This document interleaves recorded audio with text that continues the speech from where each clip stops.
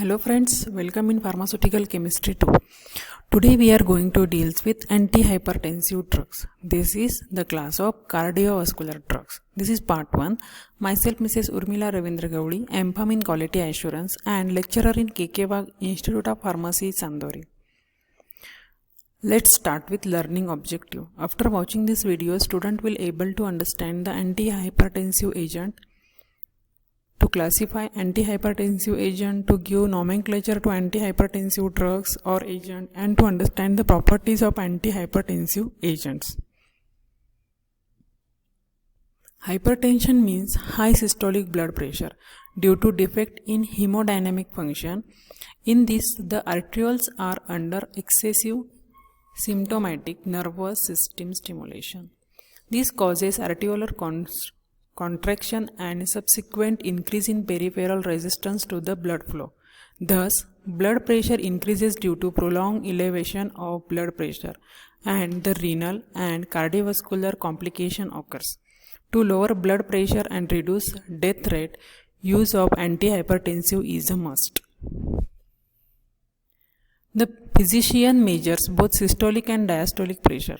Systolic pressure undergoes considerable fluctuation, exercise, excitement, meal, etc. Increase it, and while sleep, rest, diminish it. However, the diastolic pressure undergoes little fluctuation. Hence, the term hypertension is usually considered to be an abnormal elevation in diastolic pressure, which is a measure of peripheral resistance and indicated a constant load against which heart has to work. Increase in diastolic pressure indicates that the heart is approaching towards its failure. It is difficult to determine a specific pressure at which hypertension begins. However, it may be useful to consider. This is the table which shows pressure with systolic and diastolic. First is normal temperature. That means systolic and diastolic pressure is 120 by 75 to 85. It is in mm of Hg. Then borderline hypertension 140 to 90 to 95. Mild hypertension 140 to 160 by 95 to 105. Moderate hypertension more than 140 and diastolic is 105 to 120 mm of Hg. And severe hypertension, that means it more than 140 and more than 120 mm of Hg, indicates severe hypertension. WHO has defined hypertension as a state in which systolic pressure is 150 mm of Hg and diastolic pressure is 95 mm of Hg. It is observed that a teenager with diastolic pressure 110 will be in greater danger than the 65 years old with the pressure of 125. If the cause of blood pressure elevated is not known, then it is called essential or primary hypertension, which may be benign, graduate, or malignant, accelerated.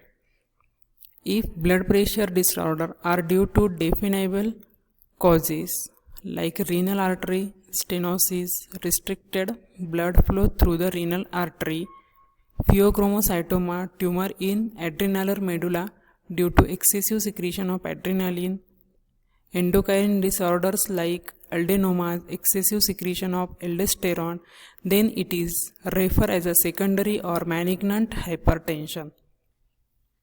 The drugs which are used to treat hypertension are called antihypertensive agents. Now, classification of antihypertensive agent. The best way of classification of antihypertensive agent is on the basis of site and mechanism of action. First, neutral mechanism.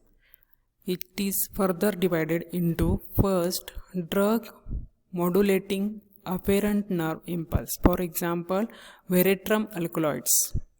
Then second, drug acting on CNS, central nervous system, alter sympathetic activity. For example, clonidine. Then drug affecting noradrenaline pathway. For example, methyl dopa and pergelin, that is monoamino oxidase inhibitor.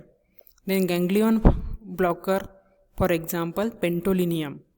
Then drug acting at or near postganglionic nerve endings. Drug is reserpine. And adrenergic neuron blockers, for example, guanethidine.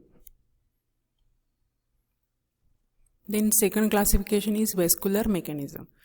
It again divided into two parts. First is adrenergic receptor blocker, which again divided into alpha blocker, for example, prazosin, and beta blocker, for example, propranolol. Then second major class is direct acting vasodilator, which again divided into calcium channel blocker, for example, nifedipine, potassium channel activator, for example, chromacalin, and non-specific vasodilators, for example, minoxidil. Then third class is humoral mechanism. It again divided into two major parts. First is drug acting on renal angiotensin system, which is further subdivided into renin inhibitor, for example, beta blockers, beta 2 blocker like propranolol.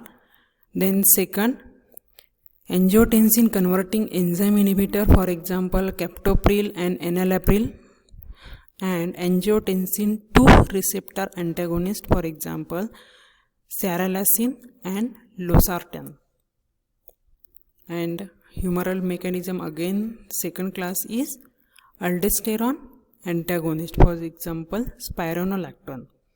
And last major group is diuretic, for example, hydrochlorothiazide and furosemide. Now let's start with properties of an ideal antihypertensive agents. First, it should causes gradual blood pressure lowering in all the body positions. It should lower precapillary resistance without decreasing cardiac output. It should be absorbed orally. It should have lower detoxification to improve efficacy. It should be effective in considerable low dose so as to avoid side effects like nausea, diarrhea, constipation and headache. It should not produce tachycardia or postural hypotension. And tolerance should not be developed with chronic administration. Next part, that is detailed monograph of antihypertensive, will be learned in second part. Thank you dear student for attending this session. Thank you.